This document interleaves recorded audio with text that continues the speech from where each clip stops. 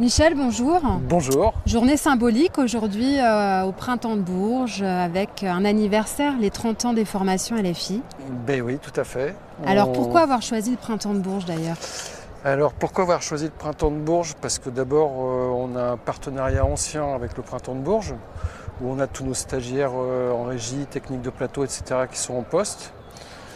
Que nos chargés de production viennent suivre des cours dans le cadre du festival parce que c'est aussi l'occasion de rencontrer des professionnels et tout ça. Et puis il se trouve que depuis 2 ans, on travaille avec le Printemps de Bourges pour renouer un partenariat plus solide. Avant, on était sur une histoire qui tournait depuis longtemps et qui n'était pas remise en question. Là, il y a une volonté du Printemps de Bourges de se réimplanter sur le territoire de la région. Donc dans ce cadre-là, on cherche des moyens de se rapprocher plus loin en fait, que juste placer nos stagiaires et tout ça. Ah oui, d'accord. Et on est en train de réfléchir à un dispositif de formation pour l'année prochaine dans le cadre du festival, avec éventuellement une formation pour des jeunes artistes des Inouïs qui souvent connaissent pas bien le secteur professionnel qui les attendent.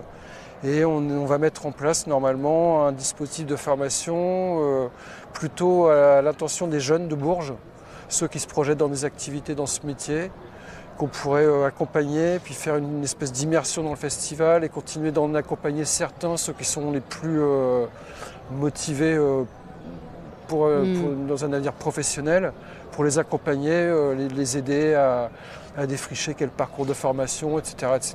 quoi. Super. Donc, c'est cool. Ouais. Donc il y a une belle évolution sur ces 30 ans, Ouais. avec des débouchés comme ça sur des formations, c'est chouette.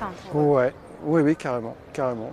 Et puis nous, c'est nos 30 ans aussi. Et il se trouve que depuis quelques années, on travaille à rénover nos méthodes, à rénover nos outils, tout ce genre de choses-là.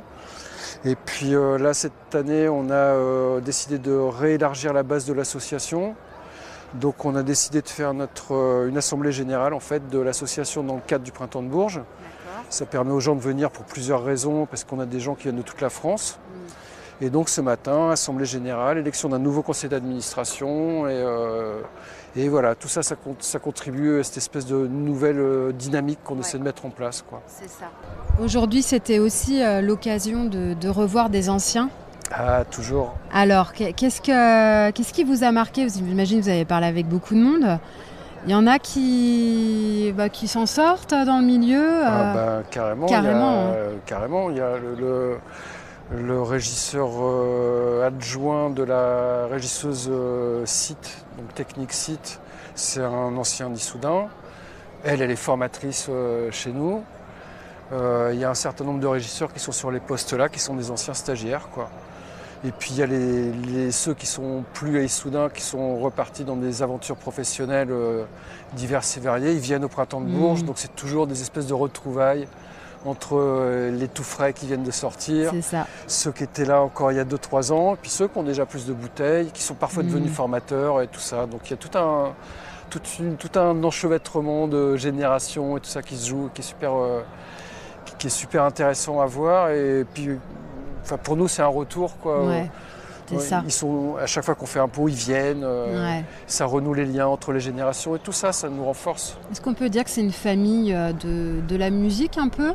Oui, c'est une famille. Alors le mot famille, un peu fort, mais... il est peut-être un peu fort, puis peut-être un peu restrictif. Un regroupement? Moi, je dirais plus un carrefour, en fait, peut-être. Parce qu'il y a des gens qui arrivent chez nous, ils en repartent après, ça retraverse.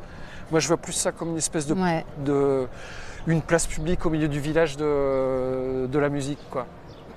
C'est ça. Est-ce que ça te convient comme image, ça? Mais c'est une très très belle image, Michel. J'aime bien. Alors, allons-y. Est-ce qu'on peut dire que ces formations, c'est quand même assez unique, on va être chauvin, c'est assez unique en France? Dans son genre. On est le seul organisme vraiment spécialisé dans les musiques actuelles qui délivre des titres professionnels certifiés.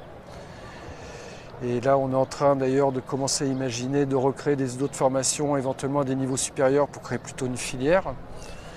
Donc oui, on a une identité très forte, on a une grosse reconnaissance du secteur professionnel. Et je pense que maintenant, on a 600 ou 700 anciens stagiaires qui sont des professionnels. Donc c'est quand même un secteur qui est On parle de quoi 150 000 personnes.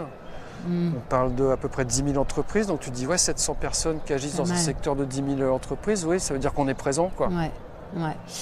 Il y a beaucoup de choses qui se mettent en place. Qu'est-ce qu'on peut souhaiter pour les 30 ans des formations ? Eh bien que les projets qu'on a engagés à la fin de l'année dernière aboutissent avant la fin de l'année. C'est ça. Donc c'est des nouvelles actions de formation sur le territoire de la région d'ailleurs. On a un petit peu resserré nos liens aussi avec le conseil régional. On est en train de réfléchir à un projet en partenariat avec la région à Issoudun. C'est peut-être un peu tôt pour que je puisse en parler. Vous reviendrez nous en parler, parce qu'on n'est pas loin. Voilà, quelque chose qui concerne les organismes de formation de la région. Et puis on a des modules qu'on veut commencer à commercialiser pour les professionnels en dehors d'Issoudun et voire en dehors de la région. Donc tout ça, ça tâtonne un petit peu, ça se cherche un petit peu, mais ça avance. D'accord. Pas de manière linéaire comme je le souhaiterais, mais voilà, ça avance petit on a des projets, quand ils arrivent dans le monde réel, le monde réel c'est ça. Impacte et c'est souhaitable. Bon, en tout cas, BIP TV va vous souhaiter vraiment un très très bel anniversaire. Merci bien. Bon, pour terminer là rapidement, Michel, confiez-nous, quel concert vous allez aller voir sur le printemps ? Allez, des petits noms. Alors moi je suis extrêmement difficile. Je suis plus pointu comme je l'étais sur les nouveautés, etc. Moi ce que j'ai repéré qui m'intéresserait d'aller voir là, c'est Flavien Berger et Arnaud Robotini. D'accord, très bien. Un peu Arnaud Robotini, une valeur sûre. Ouais. Et Flavien Berger, je trouve un artiste étonnant, une espèce de hippie moderne. Plein d'amour et d'enthousiasme, il est assez étonnant et puis il explore des univers musicaux extrêmement variés et il arrive à sortir une espèce de truc un peu cohérent en partant d'une espèce de puzzle un peu incompréhensible. Et je trouve ça super enthousiasmant, c'est curieux. Ouais. Si vous manque des idées, curieux c'est bien. C'est bien, faut être curieux. Merci pour cette interview. Merci, à vous.